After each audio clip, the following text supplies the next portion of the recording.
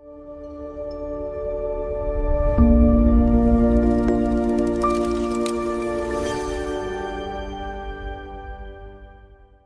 semua, jumpa lagi di pembahasan soal OSNK Kimia tahun 2026. Pada video kali ini kita akan mulai mengerjakan dari soal nomor 6 ya. Oke, ini ada data, grafik, konsentrasi versus waktu, ada soal nomor 6 dan 7. Kita akan mulai bahas dari soal nomor 6 ya, kita akan bahas satu persatu.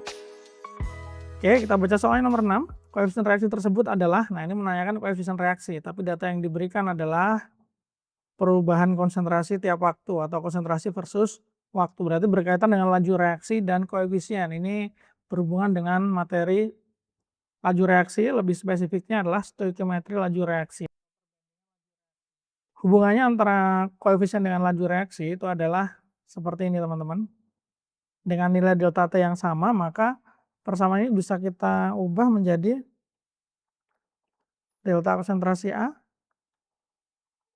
per A sama dengan delta konsentrasi B per B sama dengan delta konsentrasi C per C. Delta T-nya kan tetap ya, jadi nanti bisa saling menghilangkan kayak gitu. Jadi nggak perlu kita tulis lagi.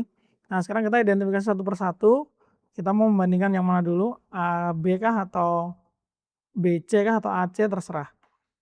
Kita akan mulai dari yang pertama, kita akan bandingkan antara A dan B. Berarti kita akan pakai persamaan delta konsentrasi delta A, delta konsentrasi A dibagi A sama dengan delta konsentrasi B dibagi B, kayak gini ya. Ini bisa kita susun ulang menjadi B per A sama dengan delta konsentrasi B per delta konsentrasi A. Nah, delta konsentrasi B sama delta konsentrasi A ini ngitungnya gimana? Kita pakai grafik ini ya. Kita ambil aja selisih waktunya 0 sampai 0,3 menit. Kemudian kita mulai dulu dari yang A ini yang warna hitam ya. Kayak warna hitam ini mulainya dari 0,1 terus sampai 0,084. Berarti selisihnya adalah 0,016 ya. Nah, ini selisihnya adalah 0,016, berarti itu adalah harusnya yang di bawah ya, 0,016. Kemudian untuk yang delta konsentrasi B, berarti kita lihat yang warna merah. Awalnya 0,1, terus setelah 0,3 menit, dia berubah menjadi segini ya. Ya, sekitar ini 0,092, berarti selisihnya adalah 0,008. Nah, ini kalau kita sederhanakan perbandingannya, ini kan jadinya 8/16 kan, 8/16 kan 1/2, berarti B banding A adalah 1/2 atau A banding B adalah 2/1. Kayak gitu ya. Selanjutnya kita akan pakai perbandingan B dengan C. Berarti ini nanti persamaannya delta konsentrasi B per B sama dengan delta konsentrasi C per C. Oh ya, ini nggak ada tanda minus atau plusnya seperti yang di rumus di kotak ini ya. Karena tadi kita ambil selisih positifnya gitu, nilai positifnya. Oke, kita lanjutkan. Ini kita bisa susun ulang menjadi C per B sama dengan delta konsentrasi delta konsentrasi C per delta konsentrasi B gitu ya, kali silang ya. Oke, berarti kita bisa hitung nih untuk yang delta konsentrasi B kan kita sudah hitung tadi 0,008. Yang ini ya 0,008 kita tuliskan. Kemudian yang C itu mulai dari sini ya. Mulai dari 0 sampai di titik ini. Ini kalau di sini angkanya adalah 0,025 tapi ini agak ke bawah sebenarnya. Jadi kita bisa nanti kita bulatkan ya ke 0,0 berapa yang hasil perbandingannya bulat. Harusnya sih kalau dari angka 0,008 ini si delta konsentrasi C ini adalah 0,024. Nah, ini kan bisa langsung kita hitung ya. Ini kan sama aja 24/8 jadinya adalah 3/10. 1, kayak gitu kan. Langkah terakhir itu adalah, ya kita bandingkan aja, A banding B banding C. Di sini kan A-nya adalah 2, B-nya 1, kalau yang di sini C-nya 3, B-nya 1. B-nya udah sama ya nilainya ya, yang menghubungkan adalah si B. So, B-nya ini 1, A-nya 2, C-nya 3. Jawabannya adalah 213, itu yang B ya. Kita lanjutkan ke soal berikutnya. Ini adalah soal nomor 7 ya, ditanyanya adalah laju awal reaksi tersebut pada T derajat Celcius adalah, ini T derajat Celcius itu ya sesuai data ini ya, sesuai grafik ini ya. Jadi kalau kita mau menghitung nilai laju awal reaksi itu kita hitung R-nya. Ya sudah, berarti masukin aja R sama dengan minus 1/A dikali delta konsentrasi A terus delta T gitu ya. Kita ambil delta T-nya 0 sampai 0,3 ya. Jadi delta T-nya adalah 0,3 nanti.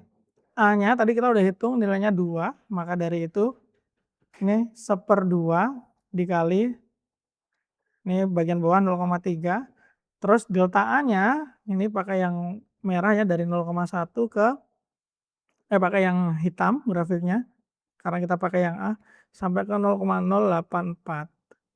Berarti ini adalah 0,084 dikurangi 0,1 kayak gini ya.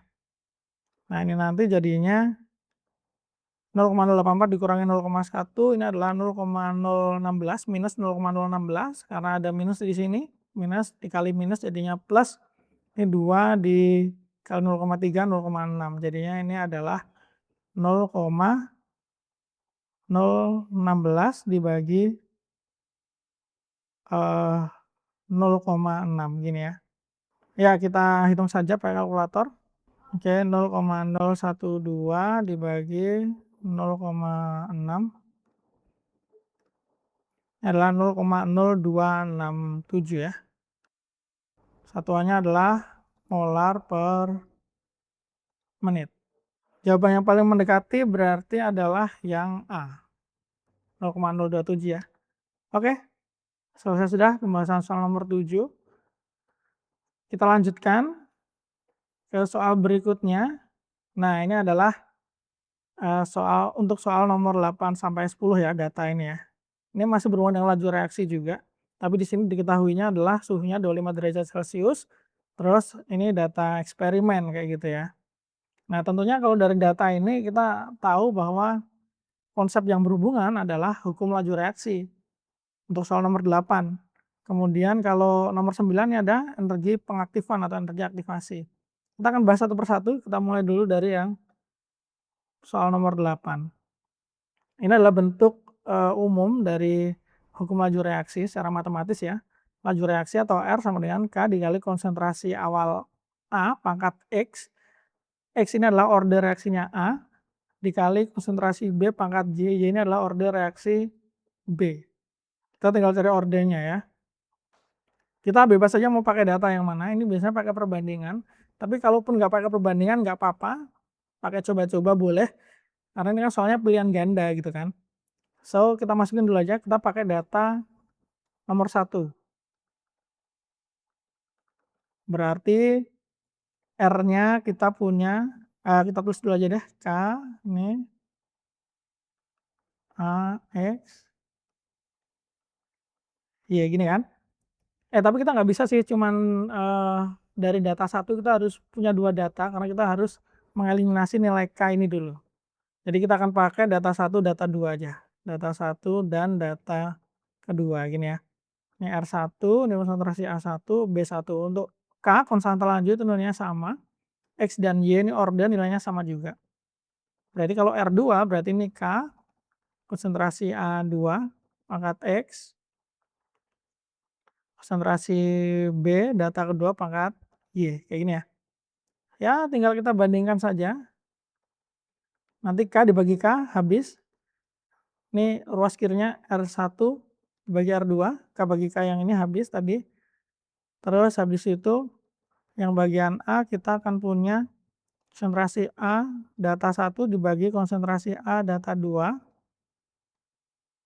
pangkat X, kemudian yang ini konsentrasi B data 1 per konsentrasi B data 2 ini Y, pangkat Y gitu ya. Tinggal kita masukin aja datanya, R1-nya ini 0,3036, R2-nya 0,966. Sama dengan A1 yang ini berarti 0,1, A2-nya 0,2. B-nya B1 0,2, B2 0,3. Ini ya. Nah, ini tinggal kita eh, jadikan desimal aja. Ini kan masih pecahan ya bentuknya ya, masih perperan. Untuk yang ruas kiri dulu, R1 per R2 kita hitung 0,3036 dibagi 0,966. 0,3143 gitu ya.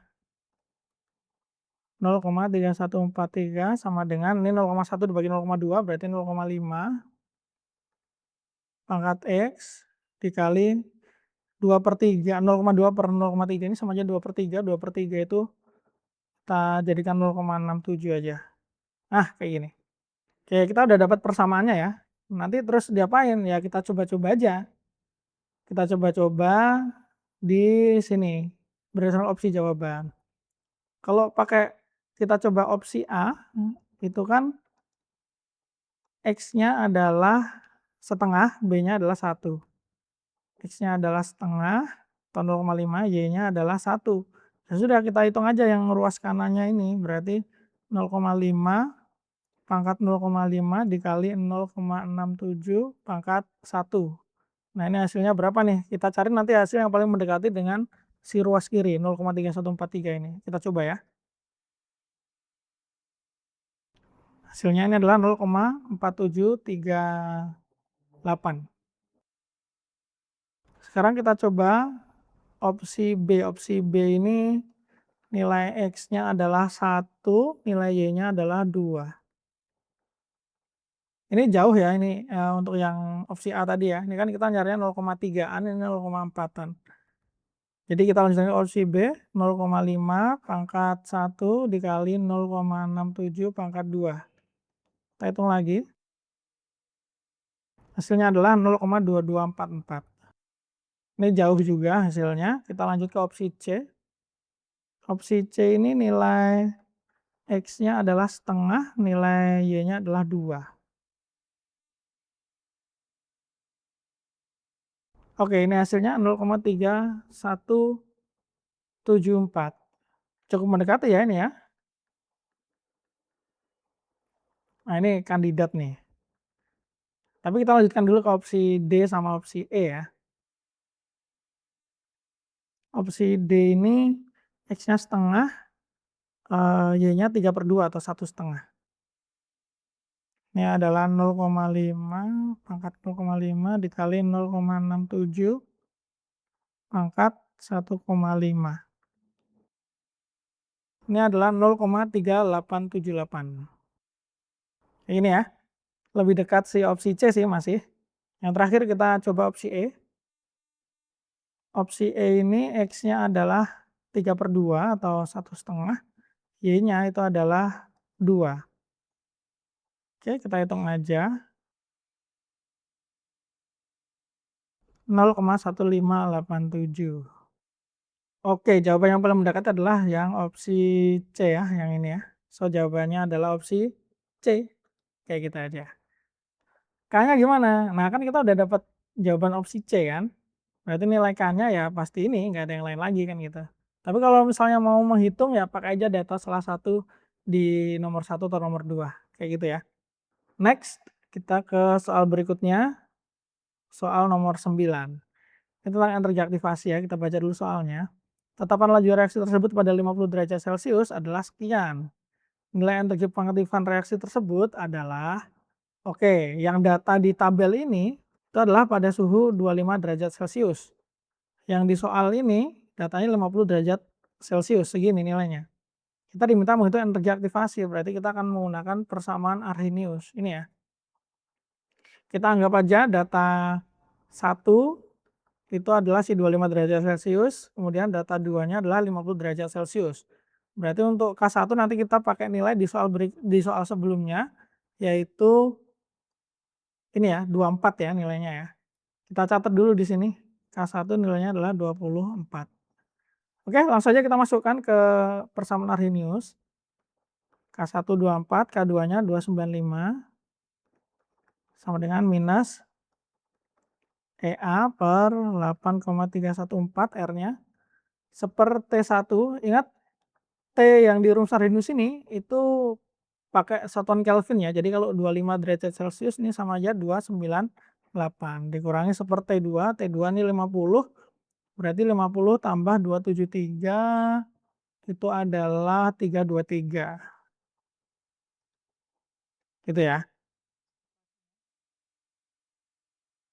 Oke, untuk menghitung EA bisa dipakai shift solve, tapi kalau mau pakai perhitungan yang enggak shift solve juga boleh. Ini berarti kita punya pertama ln 24 dibagi 295 kemudian dikali 8,314, kemudian ini yang dalam kurung ini pindah ruas ke bawah jadinya 1/298 dikurangi 1/323. Tadi ada tanda minusnya ya, ya sudah kita taruh di atas aja deh. Di sini juga boleh ya. Maksudnya sama dengan, nah ini 80,311. 80,311 satuannya adalah joule per mol. Kenapa joule? Karena 8,314 ini dalam joule ya. Kalau mau jadikan kilojoule ya tinggal dibagi 1000 aja jadinya 80,311 kilojoule per mol. Kayak gini ya. Jawaban yang paling mendekati adalah yang C gitu. Oke. Kita lanjut ke soal berikutnya. Soal nomor 10. Berikut adalah pernyataan tentang reaksi tersebut. Reaksi kimia tersebut mungkin ya, maksudnya ini tukar. Reaksi kimia tersebut. Pernyataan 1, reaksi tersebut bersifat endotermik. Kita nggak tahu, nggak ada data delta H-nya. Reaksi tersebut tidak berlangsung dalam satu tahap. Temperatur eksperimen pada soal 6-7 adalah kurang dari 25 derajat Celcius. Berdasarkan semua data mengenai reaksi tersebut dan jawaban soal 6-9, pernyataan yang pasti benar. Kita mencari yang pasti benar ya. Jadi kalau mungkin benar, itu tetap kita hilangkan dari jawaban. Untuk yang endotermik ini mungkin benar, tapi kita nggak tahu karena nggak di-provide datanya. Kemudian reaksi tersebut tidak berlangsung dalam satu tahap. Nah ini kita bisa tahunya dari mana? Kita bisa tahunya dari hukum laju reaksi. Kalau reaksi satu tahap, atau reaksinya berarti elementer ya, reaksi totalnya sama dengan reaksi elementernya, maka orde itu akan sama dengan koefisien reaksinya. Itu kalau satu tahap. Nah sekarang kita lihat di jawaban nomor 8 ya, itu kan ada hukum laju reaksinya. Nah ini nomor 8 tadi kita udah dapat hukum lajunya, ini ordenya 1/2, kemudian untuk yang A, kemudian untuk yang B ini ordenya 2. Padahal tadi perbandingannya itu kan di soal nomor 6 itu kan sama aja koefisien A-nya itu kan 2. Kemudian B-nya itu kan 1, C-nya itu adalah 3 gitu ya. Harusnya orde A itu adalah 2, orde B adalah 1 kalau satu tahap. Tapi kenyataannya dia tidak satu tahap, kan kayak gitu. Sehingga bisa disimpulkan bahwa reaksi ini itu bukan reaksi satu tahap. Berarti untuk nomor 2 tidak berlangsung satu tahap, benar ya. Tadi hukum lajunya adalah K pangkat R sama dengan K dikali konsentrasi A pangkat setengah kali konsentrasi B pangkat 2. Berarti untuk pernyataan 2 itu pasti benar ya. Tinggal kita sekarang buktikan pernyataan 3. Temperatur eksperimen pada soal 6-7 itu adalah kurang dari 25 derajat Celcius.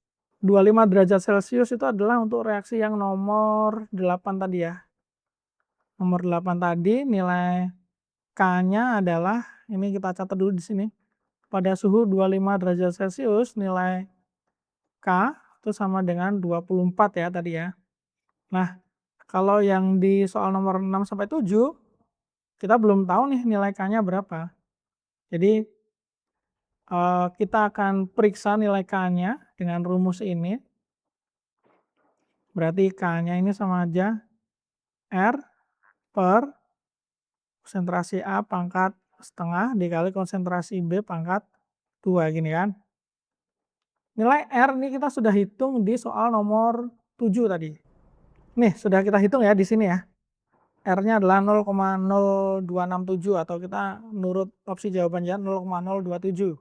R-nya itu, kemudian konsentrasi awal A sama B itu sama-sama 0,1 ya. Jadi kita akan pakai data ini, R-nya 0,027, konsentrasi A-nya 0,1, konsentrasi B-nya juga 0,1.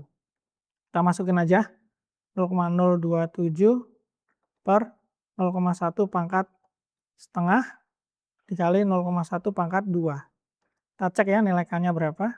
0,027 ini 0,1 pangkat 0,5 dikali 0,1 pangkat 2. Jawabannya adalah 8,54 gitu aja. 8,54. Kita lihat nilai K di suhu 25 derajat Celcius. Segini nih nilainya nih. 24 itu di suhu 25 derajat Celcius. Terus kalau di suhu T itu 8,54. Berarti ini lebih kecil kan? Berarti otomatis suhu yang di soal nomor 6 dan 7 tadi, data laju reaksinya, itu lebih rendah daripada suhu 25 derajat Celcius. Karena konstanta lajunya lebih rendah. Kayak gitu. Jadi kalau suhunya makin tinggi itu harusnya konstanta lajunya makin tinggi juga. Kalau suhu makin rendah, konstanta lajunya makin kecil. So, pernyataan ini untuk soal nomor 7, suhu reaksinya adalah kurang dari 25 derajat Celcius. Ini jawabannya adalah benar. Jadi yang pasti benar adalah pernyataan 2 dan 3. Jawabannya E ya. Oke, mungkin sampai sini dulu pembahasan soal pada video kali ini. Thank you sudah menonton. See you on the next video. Dah.